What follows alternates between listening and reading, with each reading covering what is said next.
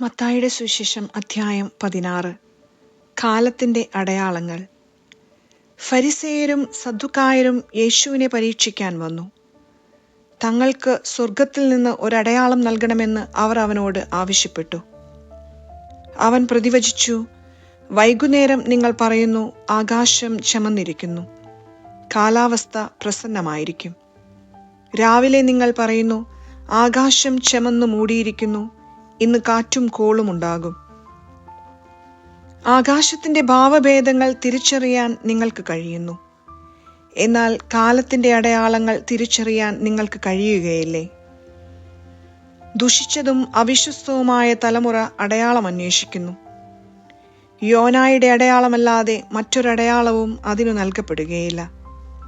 അനന്തരം അവൻ അവരെ വിട്ടുപോയി. ഫരിസേയരുടെയും സദുക്കായരുടെയും പുളിമാവ്. മറുകരയിലേക്ക് പോകുമ്പോൾ അപ്പമെടുക്കാൻ ശിഷ്യന്മാർ മറന്നിരുന്നു. യേശു പറഞ്ഞു, ശ്രദ്ധിക്കുവിൻ, ഫരിസേയരുടെയും സദുക്കായരുടെയും പുളിമാവിനെ സൂക്ഷിച്ചുകൊള്ളുവിൻ. നാം അപ്പമൊന്നും എടുക്കാത്തതുകൊണ്ടായിരിക്കാം എന്ന് അവർ പരസ്പരം പറഞ്ഞു. യേശു ഇതറിഞ്ഞ് അവരോട് ചോദിച്ചു, അല്പവിശ്വാസികളെ, അപ്പമില്ലാത്തതിനെപ്പറ്റി നിങ്ങൾ പരസ്പരം സംസാരിക്കുന്നത് എന്തിന്? നിങ്ങൾ ഗ്രഹിക്കുന്നില്ലയോ? 5000 പേരുടെ 5 അപ്പം നിങ്ങൾ ഓർമ്മിക്കുന്നില്ലേ? എത്ര കുട്ട അപ്പകഷ്ണങ്ങൾ നിങ്ങൾ ശേഖരിച്ചു? 4000 പേരുടെ 7 അപ്പവും നിങ്ങൾ ഓർമ്മിക്കുന്നില്ലേ? അന്ന് എത്ര കുട്ടകളാണ് നിങ്ങൾ നിറച്ചത്? ഞാൻ അപ്പത്തെ പറ്റിയല്ല സംസാരിച്ചതെന്ന് നിങ്ങൾ മനസ്സിലാക്കാത്തത് എന്തുകൊണ്ട്? ഫരിസേയരുടെയും സദ്ദുക്കായരുടെയും പുളിമാവിനെ സൂക്ഷിച്ചുകൊള്ളുവിൻ. അപ്പത്തിന്റെ പുളിമാവിനെ പറ്റിയല്ല, ഫരിസേയരുടെയും സദ്ദുക്കായരുടെയും പ്രബോധനത്തെ പറ്റിയാണ് സൂക്ഷിച്ചുകൊള്ളാൻ അവൻ അരുളി ചെയ്തതെന്ന് അവർക്കപ്പോൾ മനസ്സിലായി. പത്രോസിന്റെ വിശ്വാസ പ്രഖ്യാപനം. യേശു കേസറിയ ഫിലിപ്പി പ്രദേശത്ത് എത്തിയപ്പോൾ ശിഷ്യന്മാരോട് ചോദിച്ചു, മനുഷ്യപുത്രൻ ആരെന്നാണ് ജനങ്ങൾ പറയുന്നത്? അവർ പറഞ്ഞു, ചിലർ സ്നാപക യോഹന്നാൻ എന്നും, മറ്റു ചിലർ ഏലിയ എന്നും, വേറെ ചിലർ ജെറമിയ അല്ലെങ്കിൽ പ്രവാചകന്മാരിൽ ഒരുവൻ എന്നും പറയുന്നു.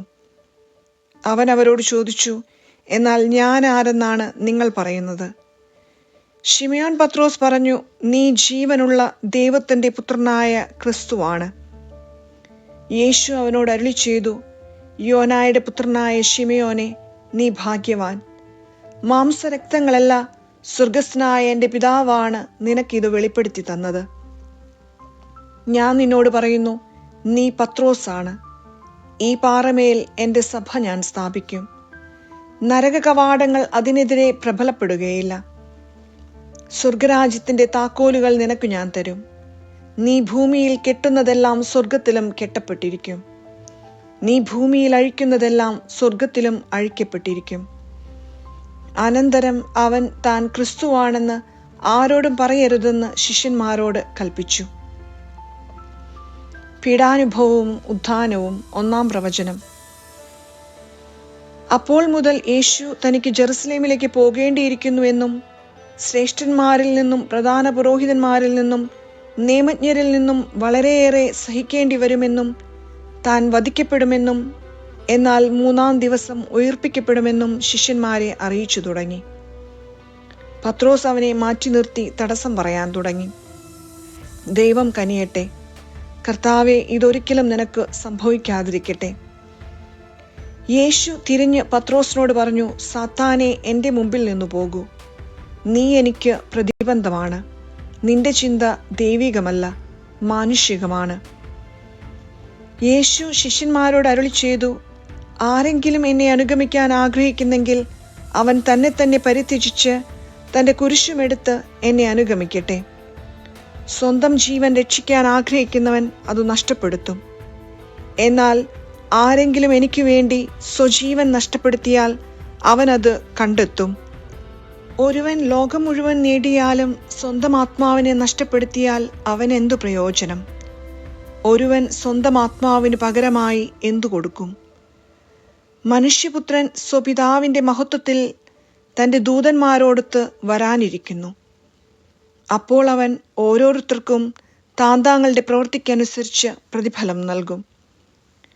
മനുഷ്യപുത്രൻ തൻ്റെ രാജ്യത്തിൽ വരുന്നത് ദർശിക്കുന്നതിന് മുമ്പ് ഇവിടെ നിൽക്കുന്നവരിൽ ചിലർ മരിക്കുകയില്ലെന്ന് സത്യമായി ഞാൻ നിങ്ങളോട് പറയുന്നു.